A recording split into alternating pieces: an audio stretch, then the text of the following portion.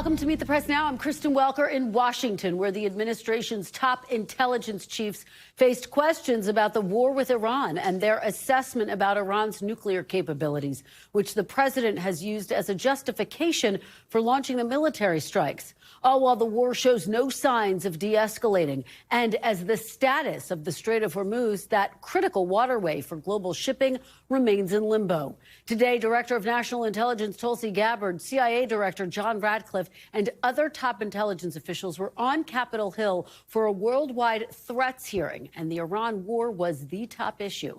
In her prepared opening statement, Director Gabbard wrote, quote, "As a result of Operation Midnight Hammer last summer, Iran's nuclear enrichment program was obliterated. There has been no efforts since then to try to rebuild their enrichment capability." But notably, Director Gabbard did not read that portion of her statement during her remarks. Some Democratic senators noting that omission and pressed Director Gabbard on whether Iran posed an imminent threat, as the president claimed. You omitted that paragraph from your oral opening. Was that because the president said there was an imminent threat 2 weeks?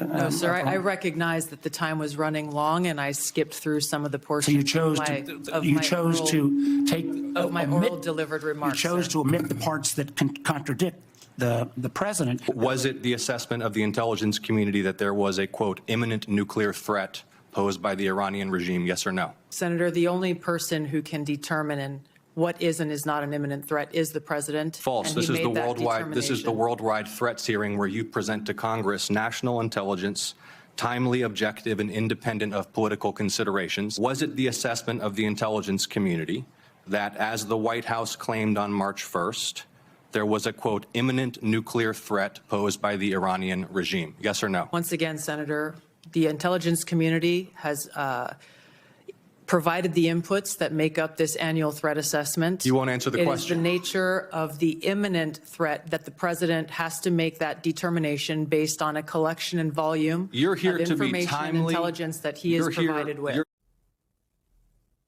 It comes after yesterday the director of National Counterterrorism Center, Joe Kent, resigned over the war, saying Iran did not pose an imminent threat. Today, CIA Director John Ratcliffe was asked about that resignation. Listen. I want to ask you, Director Ratcliffe, yesterday the head of the National Counterterrorism Center resigned, saying that Iran did not represent an imminent threat to the United States. Is there anything to indicate that Iran had ceased in its nuclear ambitions or in its desire to continue to build ballistic missiles capable of threatening American troops and allies in the Middle East? Senator, no. In fact, the intelligence reflects the contrary. So you disagree with Mr. Kent? I do. It all comes as the war continues to intensify. Yesterday, the Pentagon saying U.S. forces used multiple so-called bunker busters to hit Iranian missile sites near the coast of the Strait of Hormuz. Israel also touting its own military operations, saying today it killed Iran's intelligence minister. Iran's president confirmed his killing and called his death and those of other top Iranian officials, quote, cowardly assassinations. This morning, in retaliation, Iran fired cluster munitions, which you can see right here, detonating in midair over Tel Aviv. Joining me now is NBC News senior national security correspondent Courtney Kube, NBC News White House correspondent, senior White House correspondent Garrett Haake, and NBC News international correspondent Matt Bradley. Thanks to all of you for starting us off. We really appreciate it. So, Courtney, let me start with you. I want to play a little bit more of what we heard during today's hearing from Director Gabbard. Take a look. The IC assesses the regime in Iran appears to be intact but largely degraded due to attacks on its leadership and military capabilities. Its conventional military power projection capabilities have largely been destroyed, leaving limited options. Iran's strategic position has been significantly degraded.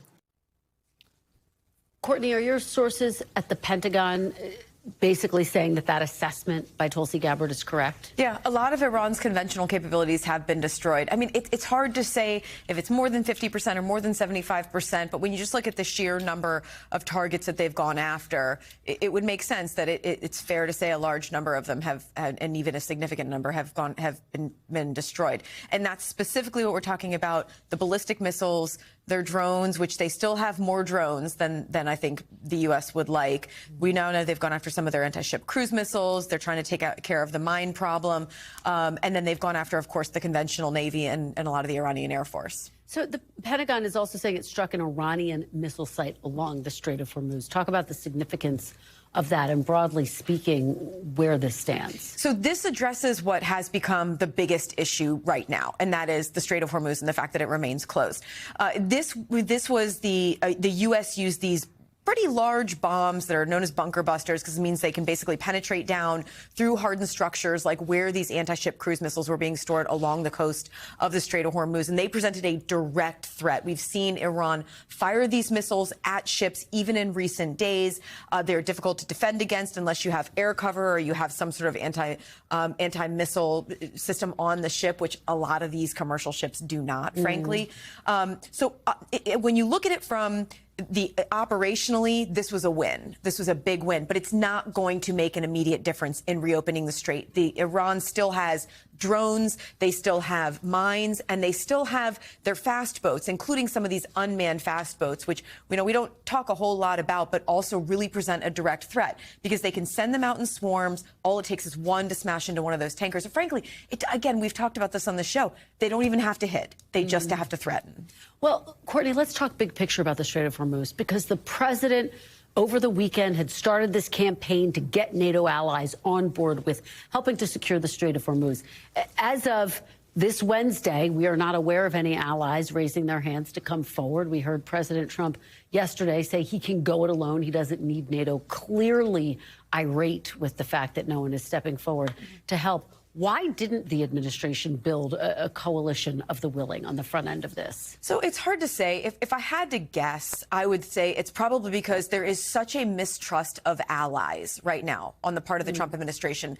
And so I could see that they didn't want to let them know that something was going to happen in advance that could potentially leak out, that they were going to plan this when they were going to potentially conduct this mission. But it's also not surprising to me that they would try to do this sort of backwards diplomacy, right, where they begin this operation and then they start asking for help. And it comes on the heels of the president and the Secretary of Defense demeaning the allies' contribution in other conflicts. Secretary of Defense Pete Hegseth openly demeaning allies who fought and died alongside U.S. troops in Afghanistan and elsewhere. So I'm not surprised that these allies wouldn't want to step forward. The reality is it is too dangerous for any Navy, no matter what nation they're coming from, unless you're from Iran. It's too dangerous for any of those ships to be trying to sail through the Strait of Hormuz right now. So I'm not surprised allies are not stepping forward. All right, Courtney Kube, thank you so much for starting us off today. We really appreciate it. Garrett Haake, let me turn to you at the White House, and let's talk about the messaging that we are hearing from the president. It continues to evolve, particularly in talking about the Strait of Hormuz. What are your sources telling you about the strategy and his stance today? It's hard to get much real information on this, Kristen. You may hear the helicopters behind me. The president is going to land here back at the White House in a short time, and perhaps we'll hear something new from him then. But he has been on a journey the last couple of days when it comes to what the position is on the Strait of Hormuz and who should be defending it. I suppose we should say the active position is the one he posted on Truth Social this morning, which is essentially, we broke it, but somebody else will have to buy it and clean it up. The president suggesting that others should be responsible for the strait. Perhaps people who are more dependent on energy that is exported through it will come in and police it. That comes after a period of several days where he suggested the U.S. Navy would do that work, then where he suggested he'd been reaching out to allies and that some of them were even on the way into the region to send ships, before saying, in fact, we don't need their help at all, and then suggesting again today that other countries be responsible for it. I think it speaks to the reality that, as Courtney was just laying out, this is a very difficult actual problem to solve here, and that nobody really wants to be at the tip of the spear of this particular military situation right now. But again, the president's current position doesn't show a lot of understanding of the nuances of these energy markets. It's not just the consumers of these products that would be affected. It would be the whole global market for everything that comes out of the Middle East, basically, that would be disrupted. Yeah, we are starting to see signs of that already. Garrett, look, we know that there have been divisions within the administration over starting this war in the first place. Vice President J.D. Vance initially not on board with moving forward with this war. Now the position has been that he's all in. We know that he spoke today. What did we learn? What did he say about his position on the war today?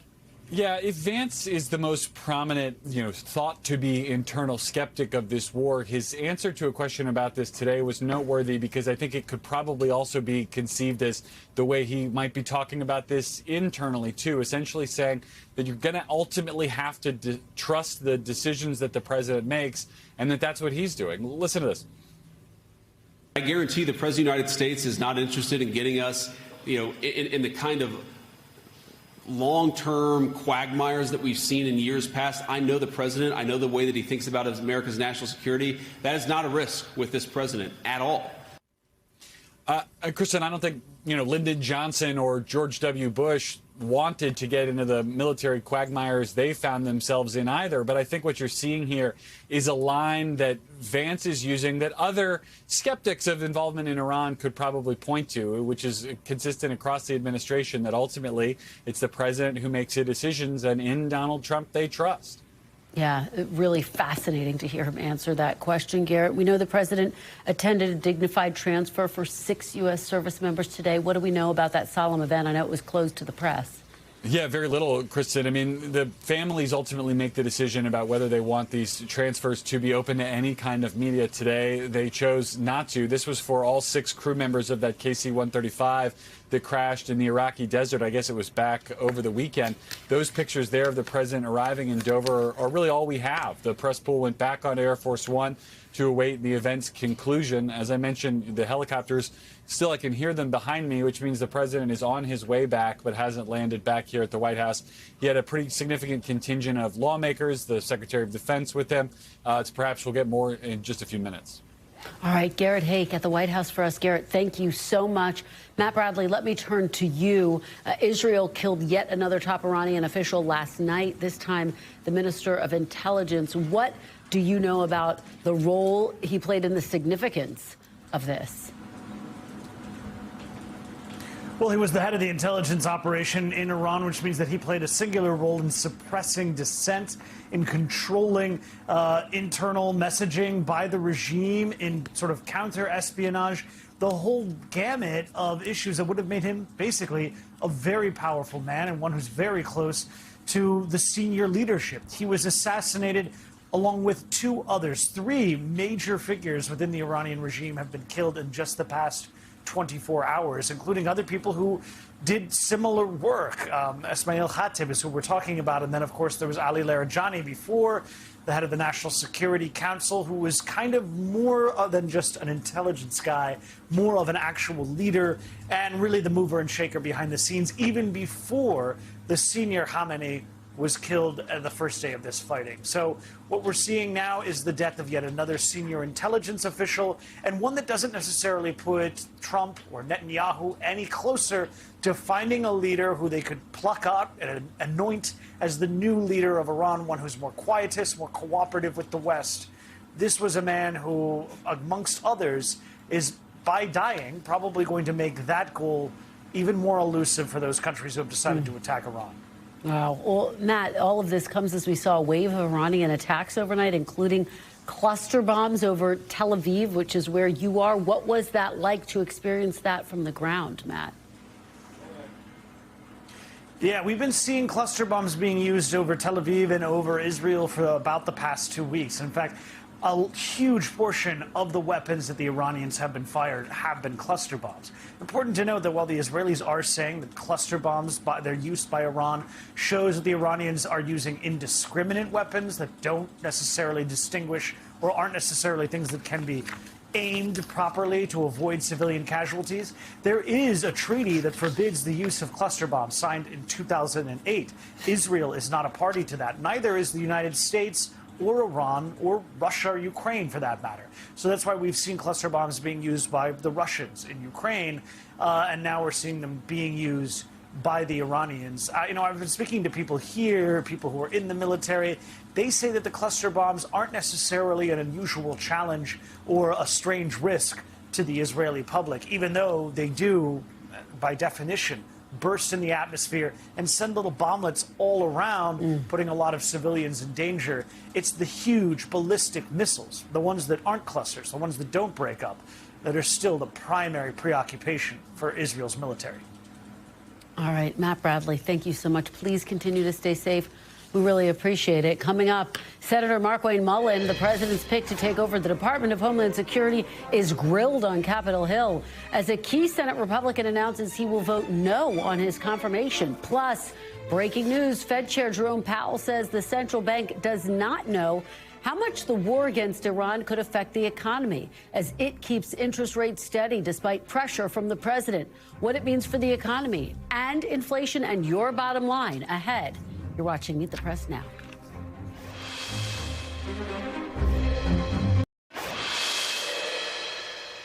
Welcome back. We are following developments on Capitol Hill and a potential setback for the president's pick to lead the Department of Homeland Security. Senator Rand Paul, the Republican chair of the Senate Homeland Security Committee, announcing he will oppose fellow Senator Markwayne Mullin's nomination to be DHS Secretary when his committee votes tomorrow. Paul making that announcement after leading Mullin's confirmation hearing today, a hearing that began with this heated exchange between the two. You told the media that I was a freaking snake and that you completely understood why I had been assaulted. I just wonder if someone who applauds violence against their political opponents is the right person to lead an agency that has struggled to accept limits to the proper use of force. I think everybody in this room knows that I'm very blunt and direct to the point, and if I have something to say, I'll say it directly to your face. As far as my terms as a snake in the grass, sir, I work around this room to try to fix problems. I've worked with many people in this room. Seems like you fight Republicans more than you work with us. And as far as me saying that I invoke violence, I don't. I don't think anybody should be hit by surprise. I don't like that. But if I do have something to say, everybody in this room knows I'll come straight to you. I'll say it publicly and I'll say it privately, but I'll never say it behind your back. Republicans control 53 seats in the Senate, but have just a one-seat majority on the Homeland Security Committee, which is scheduled to vote tomorrow on whether to advance Mullin's nomination to the full Senate. NBC News Capitol Hill correspondent Melanie Zanona joins me now. So you just spoke to Senator Rand Paul. What did he say about his decision, Mel? Well, he was quite fired up. He questioned Mullin's temperament. He said he was not fit to serve in this extremely critical role, and he made very clear that he plans to vote no, at least in the committee vote tomorrow. Just watch. We're in the midst, I think, of a crisis where there needs to be more direction from the top. And a guy who brawls, a guy who can't even say he's sorry about, wishing violence on me and really applauding the attack that happened on me, can't come to say that. I don't know how he could, from my point of view, be a leader of ICE or Border Patrol. I'll be a no. I don't think that kind of person sends the right message to ICE agents who the country at large has said, well, gosh, is there a proper use of force going on, or do we have to have more rules with our agents so we don't have tragic killings of citizens? Now, Rand Paul has clashed with the president on a number of issues. He's also been quite outspoken on Minnesota in the wake of those shootings. So in some ways, not entirely surprising that he came out against Mullin's nomination. But again, just quite remarkable to see him coming out swinging so strongly against one of Trump's nominees. Oh, it's just extraordinary. Let's talk about the math here, Mel. Democrat John Fetterman has indicated he may vote yes to confirm Mullin, which would effectively allow him to be voted out of committee. Is his fate going to come down to a Democrat, Senator Fetterman?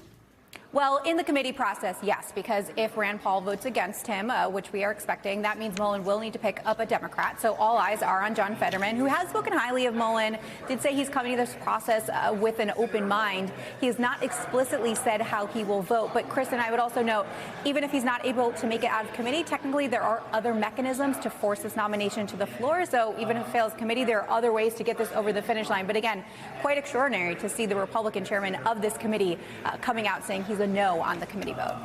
Absolutely. And just the fact that there's a question mark over whether he could make it out of committee is just a remarkable place. This was someone who has tried to foster bipartisan relationships. It was assumed he would sort of sail through the confirmation process, although also anticipated tough line of questioning from Democrats. What did we hear there? Yeah, Democrats really wanted answers about how he plans to run immigration enforcement operations. And notably, Mullin really distanced himself from Kristi Noem, who was the one who was just let go from that role. And he even said that he regretted how he talked about Alex Preddy, one of those U.S. citizens who was shot by federal agents in Minnesota. Let's watch that exchange. You called Alex Preddy, quote, a deranged individual that came in to cause max damage. Could we expect those kinds of quick responses if you are confirmed as secretary? No, Senator. I have a deep amount of respect for you. We've had our differences, but I do respect you. I think I said this privately when we had a conversation. Those words probably should have been retracted. I shouldn't have said that, and as secretary, I wouldn't. The investigation is ongoing. And there is, like I said, there's sometimes going to make a mistake, and I'll own it. That one, I went out there too fast. I was responding immediately without the facts. That's my fault. That won't happen as secretary. And Mullin also said we need to restore trust in the Department of Homeland Security. So very clear he is trying to distance himself and win over some potentially Democrats in that room. All right, Mel Zanona, thank you so much, covering all the angles there for us on Capitol Hill. Really appreciate it. Coming up next, rising gas prices, rising inflation, and now a key decision from the Fed. We're covering multiple developments impacting consumers and the U.S. economy amid the fallout from the war with Iran. Stay with us on Meet the Press now.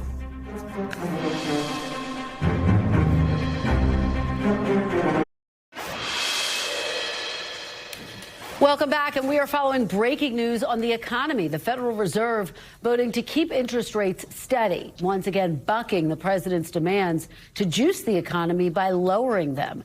The central bank announcing that it would not cut rates, in part because of inflation, saying it's still too high, with the war in Iran sending oil and gas prices soaring and threatening to disrupt the global economy. The decision coming hours after the Labor Department announced wholesale inflation in February was higher than expected, rising 0.7% from the prior month and 3.4% from a year ago. Most of that data collected before the Iran conflict began. Fed Chair Jerome Powell answering questions from reporters this afternoon, saying it's still too early for the Fed to know what the war's long-term effects on the economy will be. The implications of events in the Middle East for the U.S. economy are uncertain. In the near term, higher energy prices will push up overall inflation, but it is too soon to know the scope and duration of the potential effects on the economy. The U.S. economy is doing, pretty well. It's just we don't know what the effects of this will be, and really no one does. Stocks ending the day lower across the board, with the Dow falling more than 700 points. NBC News business and data correspondent Brian Chung joins me now. Brian, you were there with Fed Reserve Chairman Jerome Powell. Thanks for being here. So what else did he have to say about the overall state of the economy? Yeah, well, he said that the economy is looking okay, but of course the big thing hanging over this economy is the conflict in Iran. People are already feeling the pain at the pump in the form of gas prices that on average are up over 90 cents since the conflict began. And the Fed chairman was interestingly saying, look, we don't know what happens from here. In fact, he was unbelievably frank in this conversation. He said nobody knows. The economics effects could be bigger. They could be smaller. It all depends on how long this conflict goes on. And the Federal Reserve and a room of economists, they just simply don't know. And for that reason, the Fed chairman is saying, let's just figure out what's going on in this economy. They held interest rates right now. The question is, how long do they continue to hold interest rates while they see how this is going to impact the economy? Yeah, the big question on everyone's mind, what will the long-term impact be? And he made some news about his own future, too. What did he say? Yeah, well, again, we have to remember that there are some political undercurrents under this chairman as well. His term ends in May.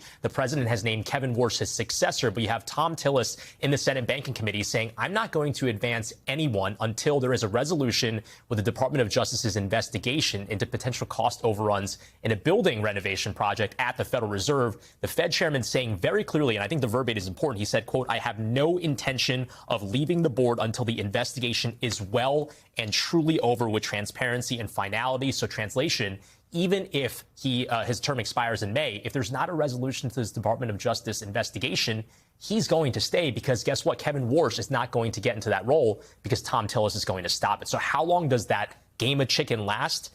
That's really anyone's guess. Extraordinary defiance today. Yeah. And you also asked him about economic concerns on Main Street. What did he say there? Yeah, well, again, when the Federal Reserve has these press conferences, they talk in very pie in the sky, big economics lingo. So I asked him, what about affordability? How are you thinking about that? Take a listen to our exchange. How does the Fed's independence play into the ability to address affordability?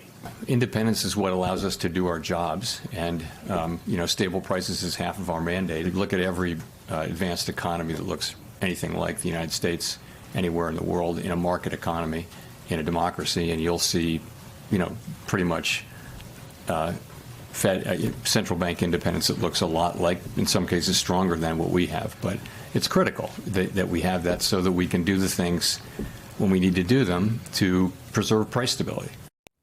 And Kristen, as we know, the Fed chairman is so careful not to comment directly on the president, who has been saying in the lead up to this meeting that he wants the Fed to more aggressively cut interest rates. But the Fed chairman saying independence is critical. And with regards to affordability, he said it's a very real thing. He pointed to things like insurance costs being up. That's something that certainly a lot of American families feel, in addition to now prices at the pump. All right, Brian Sean, great job pressing the Fed chair. Thank you for being here. It's great to have you in D.C. All right. After the break, if it's Wednesday, we have election results. It was a night dominated by Democratic divisions, and we've got Steve Kornacki at the big board to break it all down. Plus, the night's biggest winners, Juliana Stratton, meets the press fresh off her Senate primary victory as Democrats ramp up their anti-Trump messaging ahead of the midterms. Keep it right here for all of that on Meet the Press Now.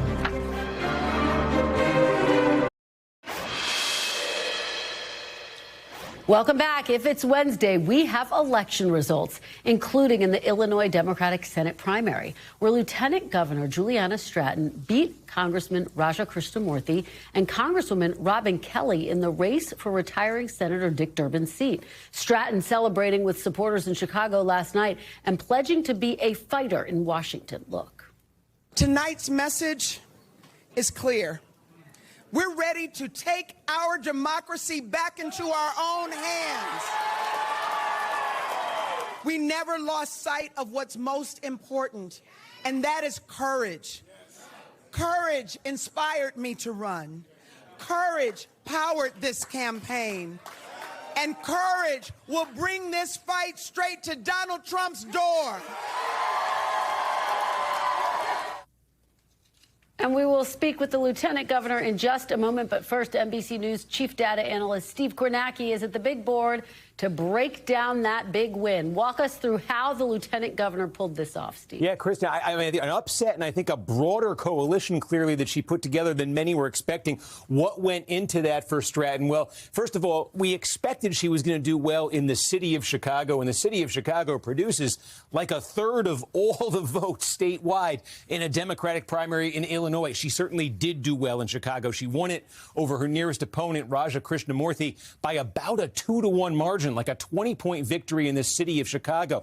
That was fairly expected here. She would do well like that. But then in the suburbs immediately outside of Chicago in Cook County, okay, Cook County has 5 million people in it. She also won the suburbs. That was not expected. She won the Cook County suburbs over Krishnamurthy as well. And then when you got outside of Chicago and the Chicagoland area, look, you could see the color coding here. Stratton did a lot better downstate. I think there was a lot of doubt that when you got outside of Chicagoland, how she would do there. And yet you see her winning in some population centers here. Now, I think there is sort of one dynamic you see here. There is a bit of a class aspect of it here, where Raja Krishnamurthy did well in a blue-collar place like Rockford. This is Moline over here, the Quad Cities. He did well there. Peoria, more blue-collar. He did well in those sort of older blue-collar cities. But places where you have more sort of white-collar professionals, college-educated, around the state capitol in Springfield, in those Metro East suburbs outside St. Louis and St. Clair and Madison counties, Stratton was winning there. She was winning there big.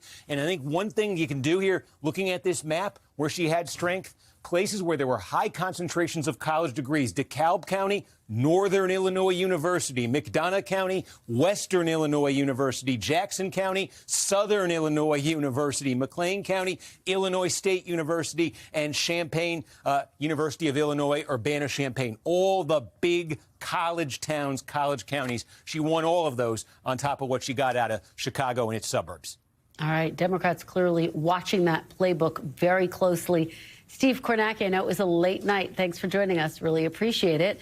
And joining me now, fresh off her primary victory, is Illinois Lieutenant Governor Juliana Stratton. Thank you so much for joining us, Lieutenant Governor. Really appreciate it. Thank you for having me. Well, congratulations on your win last night. I do want to start with your reaction to the victory. You do live in a reliably blue state. What is your strategy heading into November? Well, the strategy is to keep doing what I've been doing and why we were so successful last night. You know, I think that there's a lot of frustration with what's happening in Washington. And what I heard from voters is that they were really looking for someone to fight for them. They wanted somebody who was not going to sort of set their own agenda, get to Washington and forget who they represented, but someone who would listen to the voters and take a message that really reflected what matters to everyday people. And that's exactly what I did. I'm going to spend the next several months of this general campaign doing the exact same thing, talking to voters, making sure that I am addressing what matters to them and letting them know that at a time where they're looking for someone who has the energy, new energy to meet this moment, that I am the fighter that they're looking for. Let me ask you, you got support, not surprisingly, from Governor Pritzker, who endorsed your campaign. He also contributed to a PAC that backed your campaign. What do you say to voters who might see that kind of boost from a billionaire, even one who's a Democrat, at odds with your broader progressive message? Well, first of all, I'm grateful for the support and friendship of Governor J.B. Pritzker. Remember, the governor and I have served together as partners in governance for the last 7 years here in the state of Illinois. We have worked side by side, and we have delivered for the people of Illinois. We set out to do big things, and we have raised the minimum wage. We've made Illinois a real island for reproductive freedom in the Midwest. We have created thousands of good-paying jobs, put us on a path to a clean energy future. So I know that the governor saw that not only my work ethic, but the leadership that I've provided in this state, and that's why he supported me, and certainly I'm grateful to have his support. Well, I want to ask you a question I asked the mayor of New York, Zohran Mamdani. I asked if he believes billionaires should exist. When he was a candidate, he said no. And I'm curious where you stand. Do you believe billionaires should exist? Well, first of all, let's talk about what we really need to be focused on, and that is ending the wealth gap. And that's why the message that I am bringing to people day to day is how we need to raise wages, how we need to make health care more affordable, how we need to give families, working class families and middle class families, a tax break and pay for it with a tax increase on those making $1 million or more. Here in Illinois, as you know, that Governor Pritzker and I both fought for a fair tax in our state because of some of the fact that the tax rate should not be reflective where somebody who's making $1 billion is paying a tax rate that's lower than somebody who's, in working and barely making ends meet. So that's something that we need to shift. This is going to require systemic work, and it's the kind of fight that I want to bring to Washington. When I talk about bringing a fight for everyday working families, that's exactly what I mean. How do we make life more affordable? How do we close the wealth gap? How do we make sure that we expand access to opportunity so everyone can thrive? Let me ask you about some of your policies. As you know, there is a national debate right now over ICE. And polling from our NBC News decision desk last month found that reforming ICE is more popular than abolishing it. Even among Democrats, 50% say it should be reformed. You say ICE should be abolished. Are you concerned that your position is actually farther than the party wants to go on ICE? Well, I always look at what we have witnessed right here in the city of Chicago with Operation Midway Blitz. Remember, we have a president who said that he was going to go after the worst of the worst. And what we saw was tamale vendors being snatched off the street, daycare providers being stuffed into unmarked vehicles by masked agents with no due process, no warrants. And the terror of Operation Midway Blitz continues in the city of Chicago and the state of Illinois.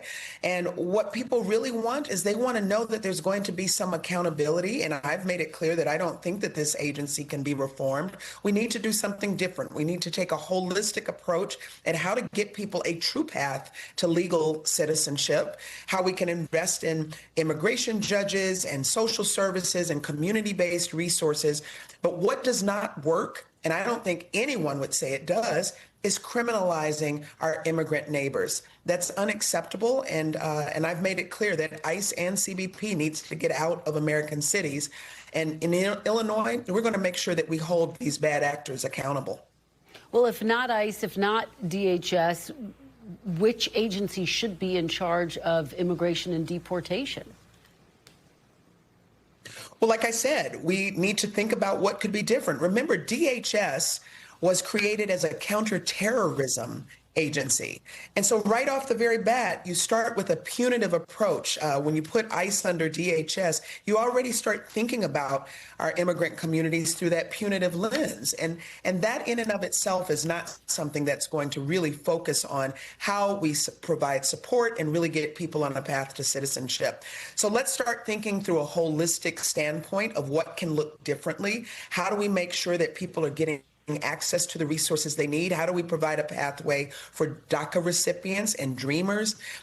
Work that, of course, Senator Durbin has led on during his time in the United States Senate. There are many other things that we can do to get to the actual issue of making sure that people can have legal immigration status. But what's not going to get us on that path is snatching people off the streets, and certainly not with the terror that we've seen right here, not only in Illinois, but in cities and states all over the country, especially blue cities and states. Lieutenant Governor Stratton, if let's say you win, let's say Democrats retake the Senate for the sake of argument, would you, in fact, advocate for getting rid of the filibuster in order to push your priorities through, like abolishing ICE? Would you support getting rid of the filibuster?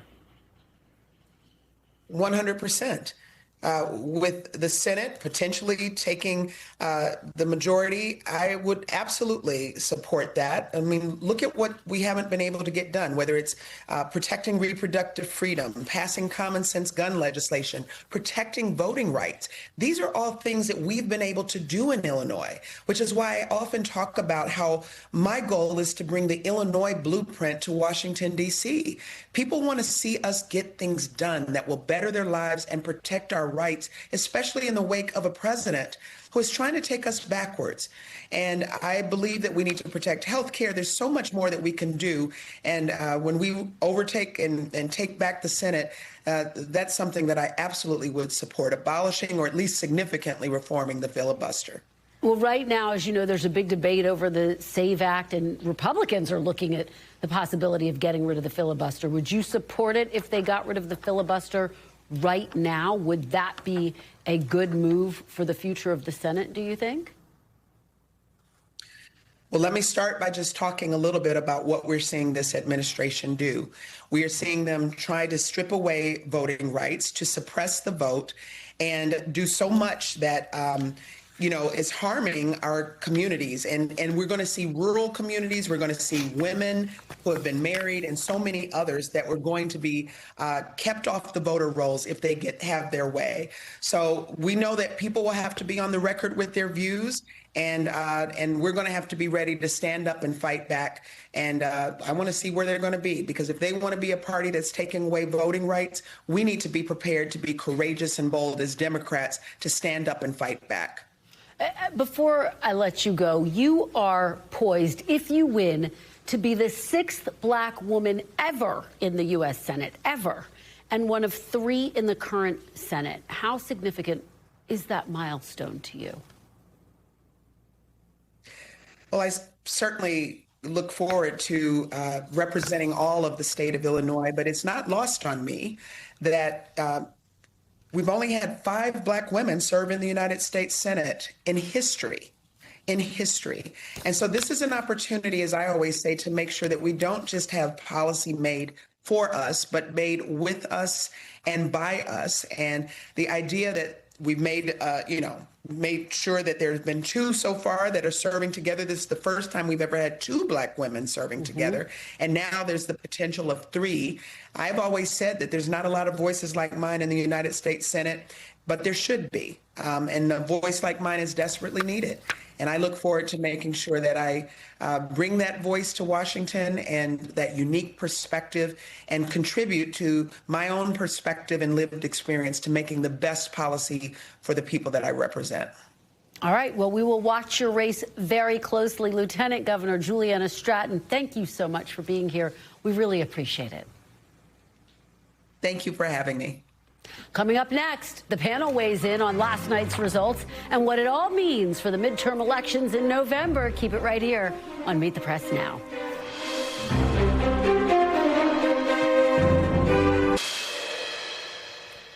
Welcome back. As we've noted, divisions inside the Democratic Party were on full display up and down the ballot in Tuesday's Illinois primaries, giving a glimpse of what could lie ahead as the party tries to retake control of Congress in November. The results were a split decision for progressives and moderates, handing wins to the progressive side with Evanston Mayor Daniel Biss and State Representative LaShawn Ford. Meanwhile, moderates saw victories with former Congresswoman Melissa Bean and County Commissioner Donna Miller.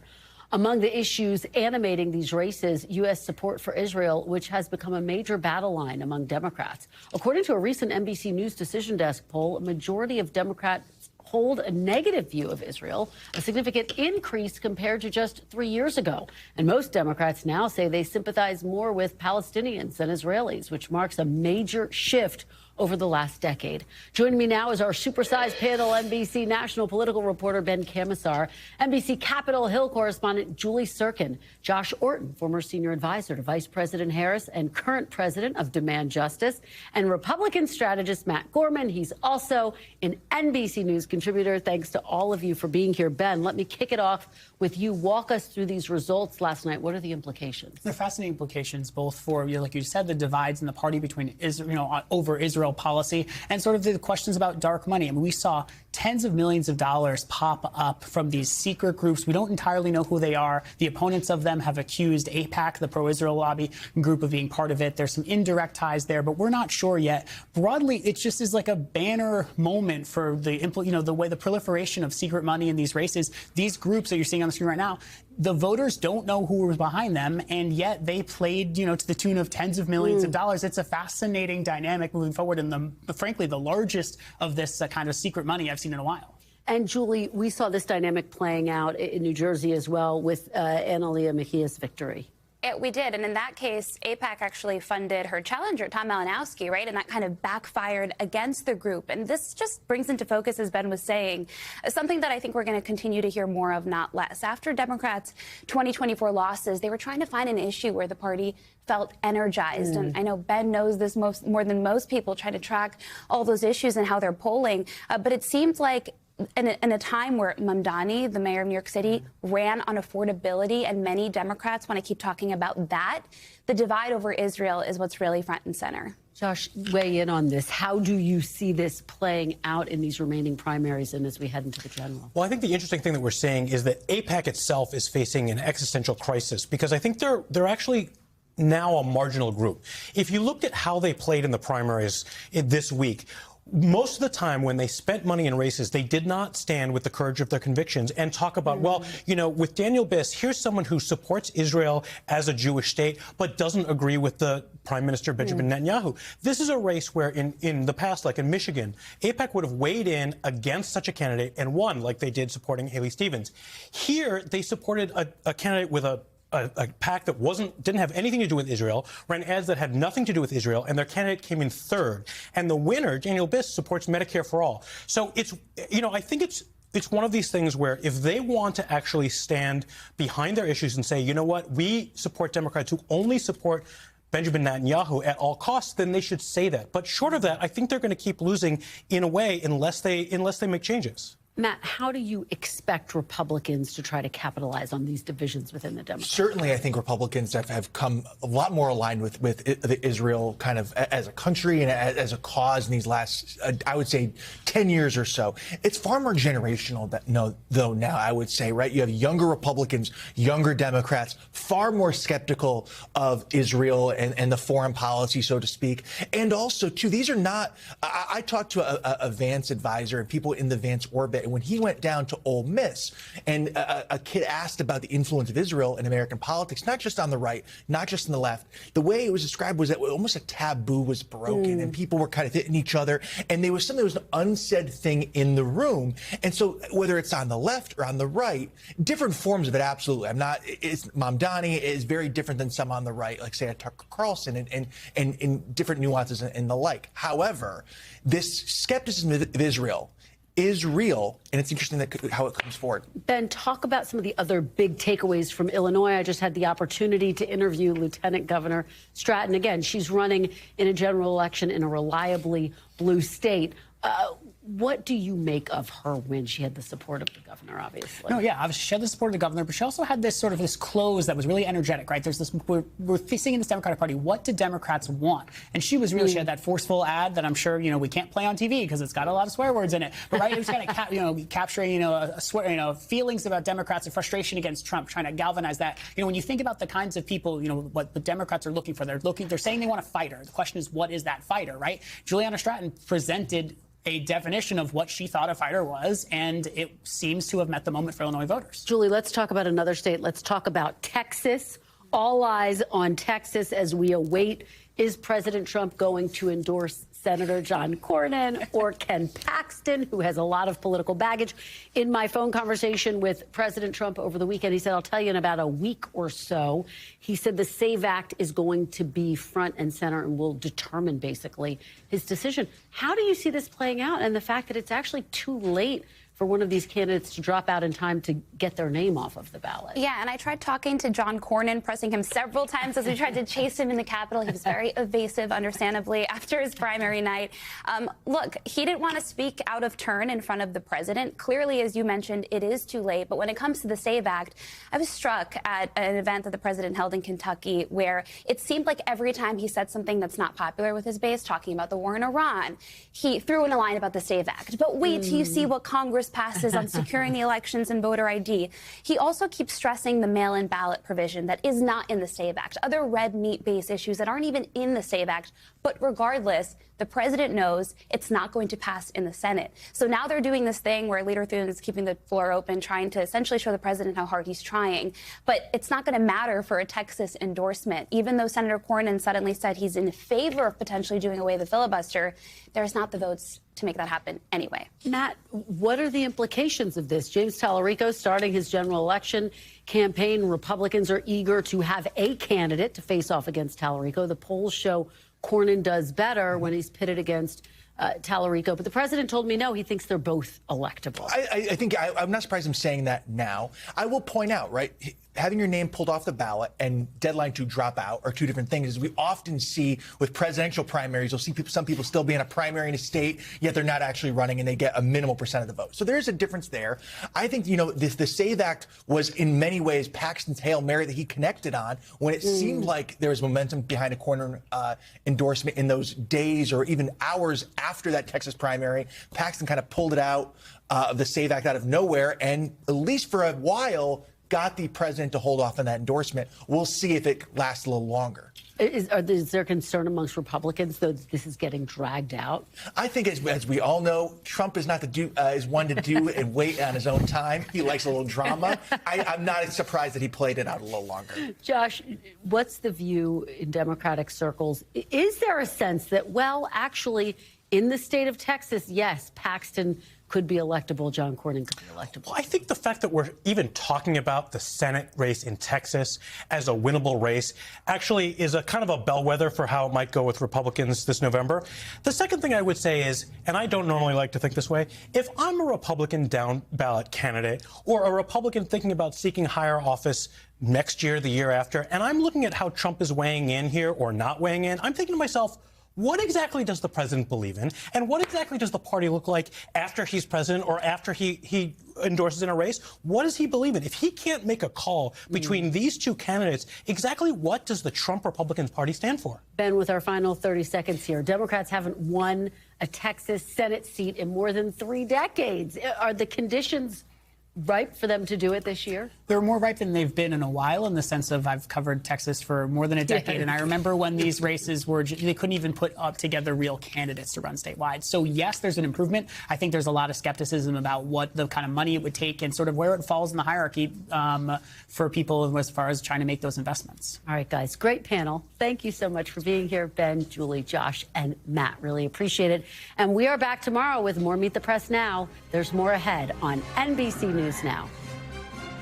We thank you for watching, and remember, stay updated on breaking news and top stories on the NBC News app or watch live on our YouTube channel.